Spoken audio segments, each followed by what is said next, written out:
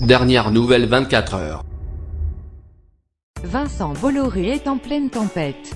L'industriel breton a été placé en garde à vue mardi matin dans les locaux de l'Office central de lutte contre la corruption et les infractions financières et fiscales, OCLCIFF, à Nanterre, Hauts-de-Seine, comme l'a révélé Le Monde. Le directeur général du groupe, Gilles Alix, ainsi que le responsable du pôle international de l'agence de communication ABA, propriété du groupe Bolloré, Jean-Philippe Dor, ont subi le même sort. Tout comme Francis Pérez, un proche de Jean-Philippe Dor, dirigeant de PEFACO, une entreprise qui développe des hôtels et des casinos en Afrique.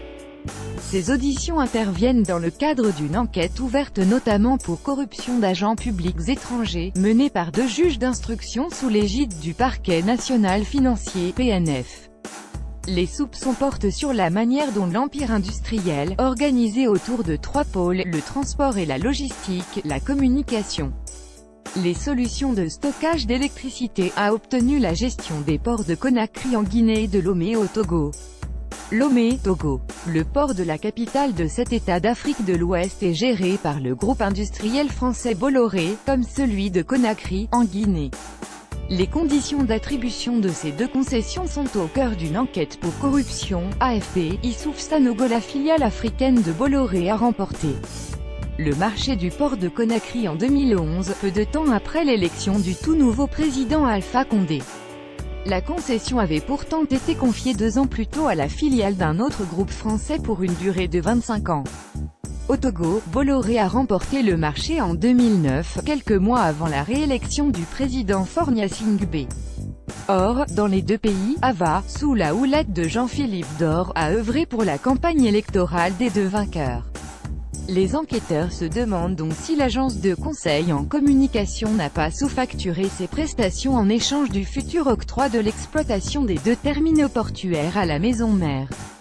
Démenti formel du groupe industriel dans un communiqué diffusé quelques heures après l'annonce des gardes à vue, le groupe Bolloré a formellement démenti toute irrégularité. Le lien qui tente d'être fait par certains entre l'obtention de ces concessions et les opérations de communication est dénué de tout fondement économique et révèle une méconnaissance lourde de ce secteur industriel, ajoute le groupe, qui soutient que AVA apporte son expertise en communication à des campagnes politiques dans le monde entier et dans des conditions de transparence irréprochables, depuis 25 ans. Et si Bolloré a remporté ces 2 gros marchés africains, le groupe ne le doit qu'à son expertise, affirme-t-il. Il y a un homme en tout cas que ces gardes à vue réjouissent. Jacques Dupuy-Doby était associé avec Vincent Bolloré en Afrique avant que les 2 industriels ne se brouillent. Leur querelle a largement débordé sur le terrain judiciaire. L'enquête en cours a ainsi démarré après l'une des plaintes de l'ancien partenaire du Breton. J'attendais ce moment depuis de nombreuses années, réagit ce franco-espagnol joint par téléphone. Vincent Bolloré m'a fait évincer du port de Lomé car nous faisions de l'ombre à sa plateforme d'Abidjan, NDLR, en Côte d'Ivoire, mais, dans la bataille qui oppose les 2 hommes, Jacques Dupuy-Doby n'a pas toujours eu gain de cause. En 2016, il a été condamné en Espagne à 3 ans et 9 mois de prison pour détournement d'actifs du groupe Bolloré. Ce que ne manque pas de rappeler l'entreprise dans son communiqué.